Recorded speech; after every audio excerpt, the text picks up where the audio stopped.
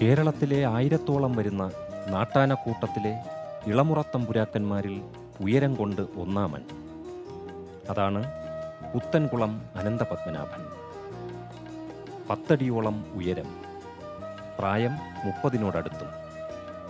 അതെ, അത് രണ്ടുമാണ് പുത്തൻകുളം അനന്തപത്മനാഭനെ നമ്മുടെ മറ്റ് നാട്ടാനകളിൽ നിന്നും വേറിട്ട് നിർത്തുന്നത്. കുറഞ്ഞ പ്രായത്തിൽ കൂടുതൽ ഉയരം.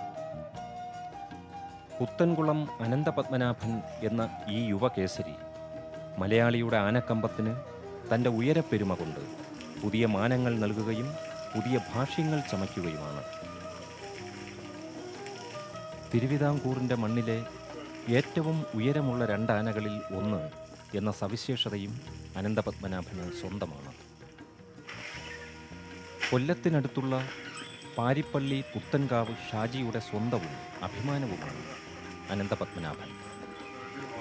സാക്ഷാൽ അനന്തപത്മനാഭൻ്റെ തട്ടകത്തിലെ, അതായത് തിരുവിതാംകൂറിൻ്റെ മണ്ണിലെ പേരുകേട്ട എല്ലാ ഉത്സവങ്ങളിലും ഇന്ന് പുത്തൻകുളം അനന്തപത്മനാഭൻ്റെ സാന്നിധ്യം ഒരലങ്കാരവും അനിവാര്യതയുമായി മാറിയിരിക്കുന്നു.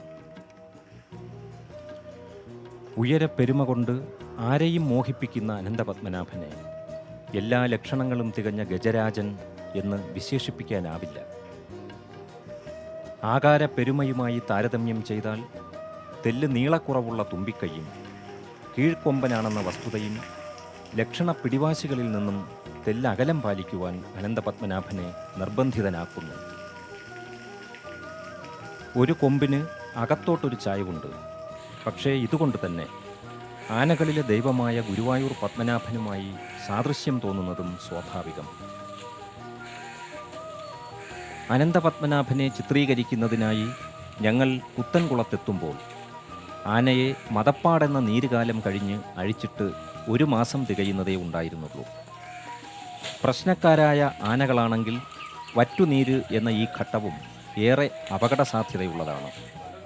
ഒരു പ്രശ്നവുമില്ല, അനന്തപത്മനാഭനെ ധൈര്യമായി വിശ്വസിക്കാം എന്ന ഉടമയുടെയും പാപ്പാൻ്റെയും ഉറപ്പിൻ്റെ പുറത്താണ് ഈ ഗജകേസരിയുടെ കൈപ്പാടകലത്തിനുള്ളിൽ ചുറ്റിത്തിരിഞ്ഞ് ക്യാമറ ചലിപ്പിക്കുവാൻ ഞങ്ങൾ ധൈര്യം സംഭരിച്ചത്. ഇന്ത്യയിലെ ഏറ്റവും വലിയ ആനച്ചന്തയെന്ന് വിശേഷിപ്പിക്കാവുന്ന ബീഹാറിലെ സോൺപൂർ മേളയിൽ നിന്നാണ് പുത്തൻകുളം സ്വദേശിയായ ഷാജി അനന്തപത്മനാഭനെ സ്വന്തമാക്കുന്നത്. അന്ന് മേളയ്ക്കെത്തിയ 100ഓളം ആനകളിൽ ഏറ്റവും വമ്പൻ. അതായിരുന്നു അവൻ്റെ സവിശേഷത. അന്ന് തന്നെ 298 സെൻറ്റിമീറ്റർ ഉയരമുണ്ടായിരുന്ന ഇവനെ കണ്ടതോടെ ആനക്കച്ചവടത്തിന് എത്തിയവരുടെ എല്ലാം കണ്ണുകൾ ഒരുപോലെ അനന്തപത്മനാഭന് ചുറ്റുമായി.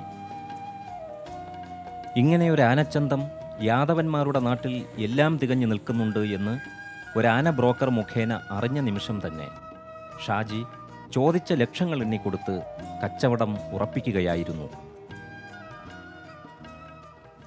ഇപ്പോൾ കേരളത്തിലെ ഒരുവിധപ്പെട്ട ഏത് ആനോടമസ്ഥർ എത്തിയെന്ന് ചോദിച്ചാലും അവരെല്ലാവരും പറയുന്നൊരു സംഭവമാണ് 10 അടി അല്ല 10 അടിക്ക് മുകളിലുള്ള ഒരാനാണ്. അതെ അതെ. ഈ അനന്തപത്മനാഭൻ്റെ കാര്യം പറഞ്ഞാലും അങ്ങനെ തന്നെയാണ്? അല്ലല്ല, ഇത് കറക്റ്റ് അളവുള്ളതാണ്. 308 സെൻറ്റിമീറ്റർ ഉയരം വരുന്നുണ്ട്. അത് ഏത് ഡോക്ടർ അല്ലെങ്കിൽ ആരാണ് നമ്മൾ? ഇവിടുത്തെ അരവിന്ദ് ഡോക്ടർ, ജേക്കബ് ഡോക്ടർ എല്ലാം അളന്നിട്ടുണ്ട്. നമ്മുടെ തെക്കൻ കേരളത്തിലെ ഏറ്റവും വലിയ ആനയാണ്. കേരളത്തിലൊരു മൊത്തം ഇത് വെച്ച് നോക്കിയാൽ ഏകദേശം എത്ര കാണും? ഏകദേശം ഒരു 3-ാം സ്ഥാനം 4-ാം സ്ഥാനമൊക്കെ ഉണ്ടാവും. ഇനിയും വളർച്ചയുള്ളൊരു ആനയാണ്. വളരാം. 30 വയസ്സ് പ്രായമേ ഉള്ളൂ. 30 വയസ്സ് ഉറപ്പിച്ച് പറയാം. അത്തരത്തിലാണെങ്കിൽ കേരളത്തിലെ ഏറ്റവും വലിയ ആനയാകാൻ? അതെ അതെ, ഏറ്റവും വലിയ ആനകൾ ഇപ്പോഴത്തെ സാഹചര്യം അനുസരിച്ച് ഇപ്പോഴുള്ള ആനകളിൽ ഏറ്റവും പ്രായം കുറഞ്ഞ, ഉയരത്തിൽ ഇത്രയുള്ളതിൽ പ്രായം കുറഞ്ഞ ആനയാണ് ഇത് തന്നെ. തീർച്ചയായും. ആനപരിപാലനം അത്യന്തം ശ്രമകരവും ആന ഇടച്ചിലുകൾ ഒരു നിത്യസംഭവവും ആയി മാറിയിരിക്കുന്ന ഈ ഘട്ടത്തിലും കേരളത്തിൽ ഏറ്റവുമധികം ആനകളെ പോറ്റുന്ന കുടുംബങ്ങളിൽ ഒന്ന് എന്ന സവിശേഷത പുത്തൻകുളം ഷാജിക്കും ബന്ധുക്കൾക്കും അവകാശപ്പെടാം. ഷാജിയും കുടുംബവും 19ഓളം ആനകളെയാണ് ഈ ആനത്തറവാട്ടിൽ പരിപാലിച്ചു വരുന്നത്. 40 വർഷം മുമ്പ് ഗിരിജ എന്ന പിടിയാനയെ വാങ്ങിക്കൊണ്ട് ഷാജിയുടെ പിതാവ് വിശ്വംഭരനാണ് കുടുംബത്തിൽ ആദ്യമായി ആനക്കാര്യത്തിൻ്റെ തിരശീല ഉയർത്തുന്നത്. പ്രതികൂലമായിട്ടുള്ള അനുഭവങ്ങളും ഉണ്ടായിട്ടുണ്ട് പല ആനയെന്നും. നല്ല ഇതുമുണ്ട്. ഇതിപ്പം 4-5 കൊല്ലമായി ഈ അനന്തപത്മനാഭനെ വാങ്ങിയിട്ട്. ഇതുവരെ ഒരു കുഴപ്പവുമില്ല. എഴുന്നള്ളത്തിനും ഇവിടങ്ങളിലുള്ളതിൽ വലുതെന്നാണ് സങ്കല്പം. ആനകൾ എണ്ണത്തിൽ കൂടുതലായതുകൊണ്ട് പണി കുറയുന്നു, അല്ലെങ്കിൽ അതിനുള്ള നമുക്ക് പ്രതിഫലം കുറഞ്ഞു പോകുന്നു എന്നുള്ളൊരു അവസ്ഥ ഇല്ല, അങ്ങനെയൊന്നുമില്ല. എണ്ണത്തിൽ കൂടിയാലും ഇപ്പം പണിയില്ലല്ലോ. കൂപ്പിൽ പണിയില്ലാത്തത് കൊണ്ട് പണിയില്ല. പിന്നെ ഈ ഉത്സവത്തിൻ്റെ പരിപാടി മാത്രമേ ഉള്ളൂ. തടിക്കൂപ്പുകളിലെ ചുമട്ടുപണിക്കുള്ള സാധ്യതകളും അന്യം നിന്ന് തുടങ്ങിയതോടെ ഉത്സവ സീസൺ കഴിഞ്ഞാൽ നല്ലൊരു ശതമാനം ആനകളും ഉടമയ്ക്ക് സാമ്പത്തിക ബാധ്യതയായി മാറുന്നു. വരുമാനമില്ലാത്ത ആനയും ആനയുടെ പെരുംവയറിൻ്റെ കാൽഭാഗമെങ്കിലും നിറയ്ക്കാൻ തന്നെ വേണ്ടിവരുന്ന വലിയ തീറ്റച്ചെലവും. വറുതിയുടെ ഈ ദുർദിനങ്ങളിൽ പല പാപ്പാന്മാർക്കും, പ്രത്യേകിച്ച് ഇടച്ചട്ടക്കാരെന്ന സഹായികൾക്ക്, കൂലിയും ശമ്പളവും ഒന്നും ഉണ്ടാവില്ല. ആനയെയും കൊണ്ട് നടന്ന് അവനവൻ്റെയും ആനയുടെയും അന്നത്തിനുള്ള വക കണ്ടെത്തിക്കൊള്ളണം. അപ്പോഴാണ് പാവം പാപ്പാന്മാർ വിശന്നു വലഞ്ഞ ഈ മിണ്ടാപ്രാണികളെയും കൊണ്ട് 1-2 പനമ്പട്ടയ്ക്കും തെങ്ങോലകൽക്കുമായി നമ്മുടെയൊക്കെ വീട്ടുപടിക്കൽ ഊരുതണ്ടാനെത്തുന്നത്. ഇല്ലായ്മയുടെയും വല്ലായ്മയുടെയും തീപ്പാതകളിലൂടെയുള്ള വഴിനടത്തത്തിനിടയിൽ വല്ലപ്പോഴുമെങ്കിലും പാപ്പാന്മാർ എല്ലാ സങ്കടങ്ങളും ആനയുടെ മേൽ തല്ലിത്തീർത്തെന്ന് വരും. വിശപ്പിൻ്റെ വിളിയും മതക്കോളിൻ്റെ ഭ്രാന്താത്മകതയും ചേരുമ്പോൾ ചിലപ്പോൾ ആനകൾ തല്ലിക്കൊല്ലുന്നവരുടെ മാത്രമല്ല, പ്രാണനെപ്പോലെ സ്നേഹിച്ചു കൊല്ലുന്ന പാപ്പാന്മാരുടെയും ജീവനെടുത്തെന്ന് വരും. അതാണ് ആനയും പാപ്പാനും എന്ന അപൂർവ ബന്ധത്തിൻ്റെ സമസ്യയും ദുരൂഹതയും.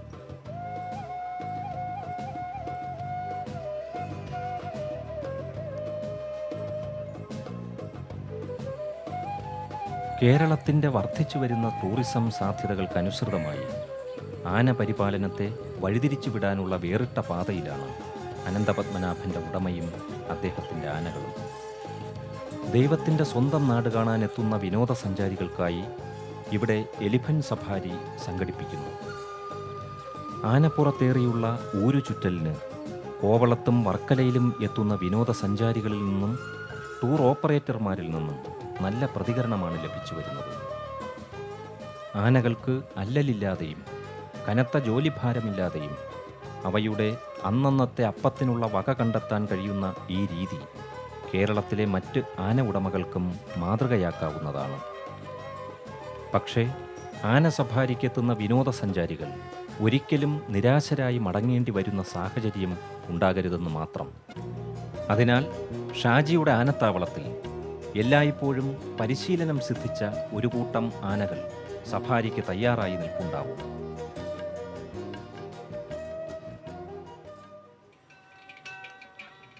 ഉത്സവ സീസൺ തുടങ്ങിക്കഴിഞ്ഞാൽ അനന്തപത്മനാഭനെ സഫാരിക്കൊന്നും പ്രതീക്ഷിക്കേണ്ട. എന്തെന്നാൽ തിരുവിതാംകൂറിലെ പ്രധാന ഉത്സവങ്ങളുടെയൊക്കെ തിടമ്പും അവിടുത്തെ ദേവീദേവന്മാരുമൊക്കെ ഇവന് വേണ്ടി കാത്തിരിക്കുന്നുണ്ട്.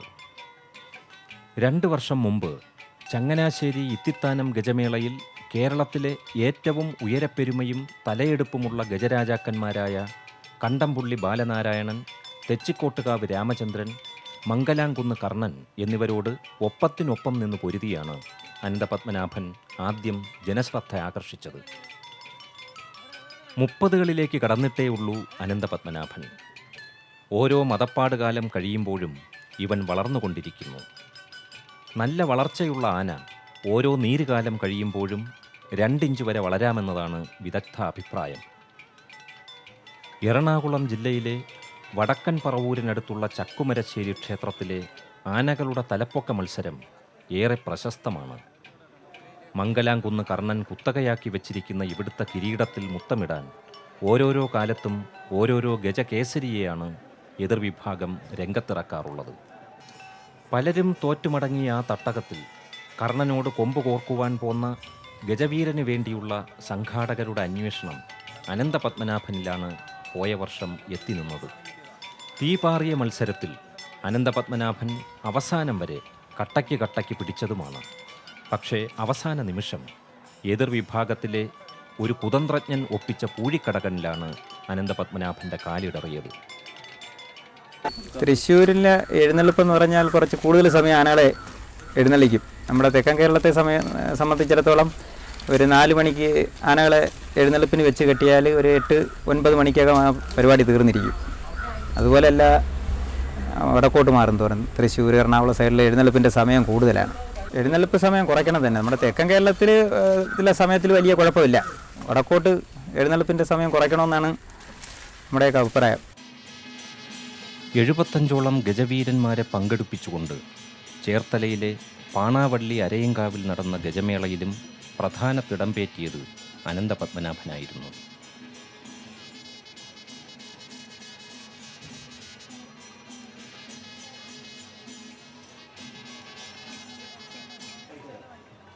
കരുത്തനായ ആന, പക്ഷേ അക്രമവാസന ലവലേശമില്ലാത്ത സൽസ്വഭാവം.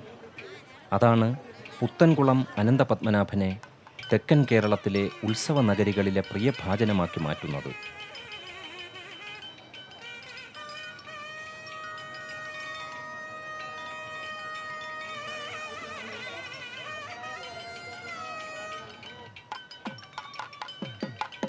ആനക്കമ്പത്തിൻ്റെയും പൂരങ്ങളുടെയും യഥാർത്ഥ തട്ടകമായ തൃശ്ശൂരെയും പാലക്കാട്ടെയും ഉത്സവ നഗരികളിലേക്ക് ആനയെ വിടുവാൻ അത്ര താൽപ്പര്യം കാട്ടാത്ത ഷാജിക്ക് അവിടെ ആനകളുടെ മേന്മകൾക്കപ്പുറം സങ്കുചിതമായ ചില വിവേചനങ്ങൾ നിലനിൽക്കുന്നതായ പരാതിയുമുണ്ട്.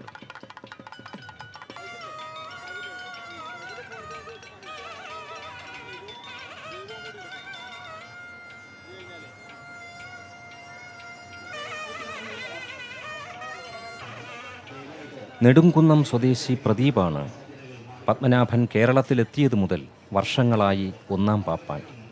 അൻസാർ 2-ാം പാപ്പാനായും രാമചന്ദ്രൻ 3-ാം പാപ്പാനായും പ്രവർത്തിച്ചു വരുന്നു. എല്ലാ ദിക്കിലും നടക്കാൻ സാധിക്കുന്ന മൃഗമായതുകൊണ്ടാണത്രേ അതിന് നാഗം എന്ന് പേരുണ്ടായത്. സർപ്പത്തിൽ തന്നെ നമ്മൾ പാമ്പുകൾക്ക് സർപ്പെന്നും നാഗെന്നും പറയാറുണ്ട്. സർപ്പം എന്ന് പറയുന്ന വർഗം ഇഴയാൻ മാത്രം പറ്റുന്നതാണ്. നാഗം എവിടെയും സഞ്ചരിക്കാൻ യോഗ്യതയുള്ളതാണ്. അതുമാതിരി ആനകൾക്ക് എല്ലാ ദിക്കിലും സഞ്ചരിക്കാൻ പറ്റുന്നത് കൊണ്ട് നാഗെന്ന് പറഞ്ഞു.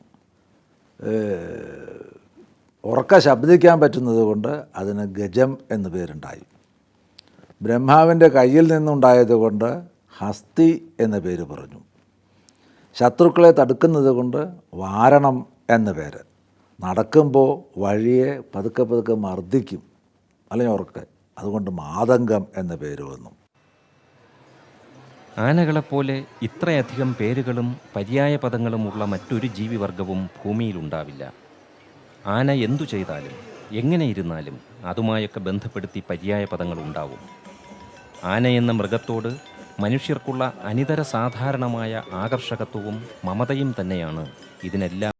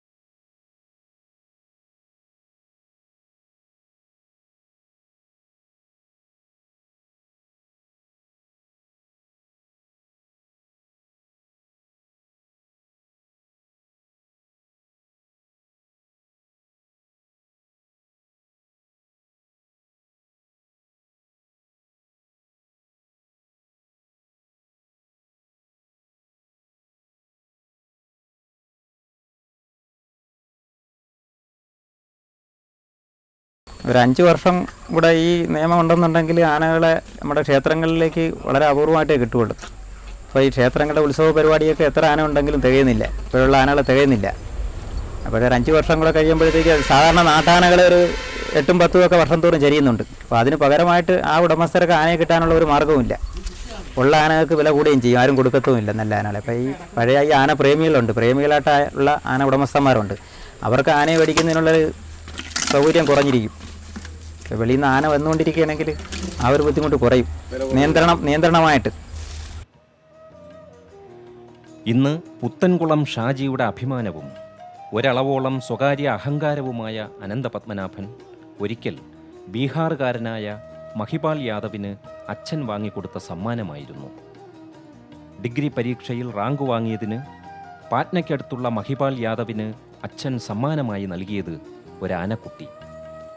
3 വയസ്സുകാരൻ മോട്ടി പ്രസാദ് എന്ന കുട്ടിക്കൊമ്പൻ യാദവിൻ്റെ മനസ്സിലും വീട്ടുവളപ്പിലും വിലക്കുകളും ബന്ധനങ്ങളുമില്ലാതെയാണ് ഓടിക്കളിച്ചത്. സ്വന്തം തോട്ടത്തിലെ ചോളവും നെല്ലും ആലിൻ കൊമ്പുകളും മാത്രം തിന്നു വളർന്ന ആനക്കുട്ടി ആരെയും അതിശയിപ്പിക്കുന്ന വിധമാണ് പിന്നെ പിന്നെ വളരാൻ തുടങ്ങിയത്.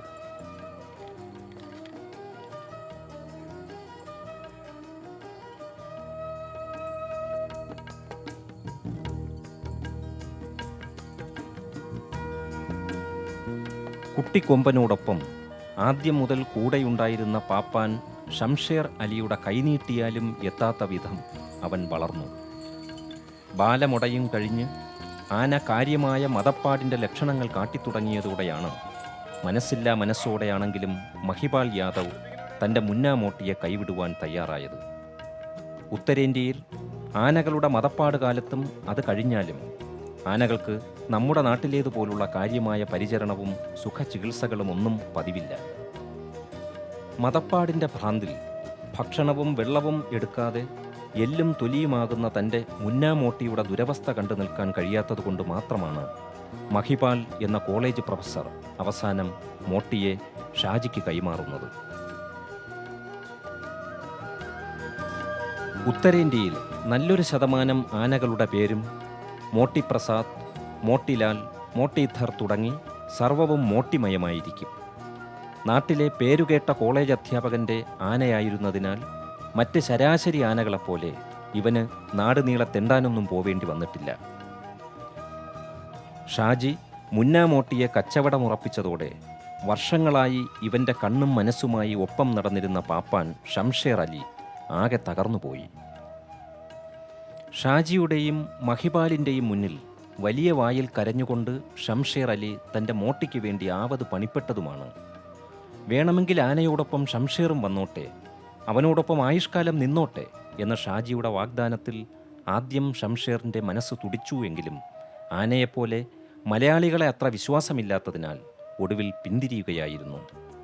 പക്ഷേ ഷാജി നല്ലൊരു തുക വാഗ്ദാനം ചെയ്തിട്ടും ആനയെ അഴിച്ച് ലോറിയിൽ കയറ്റി കൊടുക്കുവാനോ അതിനോട് സഹകരിക്കുവാനോ ഷംഷേർ തയ്യാറായില്ല. ദൂരെ ഒരിടത്തു നിന്ന് കണ്ണുനീർ വാർക്കുകയായിരുന്നു ആ നേരം ഷംഷേർ അലി. എന്നാൽ 100 കണക്കിന് ആനകളെ കേരളത്തിലേക്ക് കയറ്റിവിട്ടിട്ടുള്ള പ്രഗത്ഭനായ പാപ്പാൻ ബാബു മിയാൻ യാതൊരു പ്രയാസവും ഇല്ലാതെയാണ് 1 മണിക്കൂർ കൊണ്ട് ആനയെ വരുതിയിലാക്കിയതും ലോറിയിൽ കയറ്റിയതും.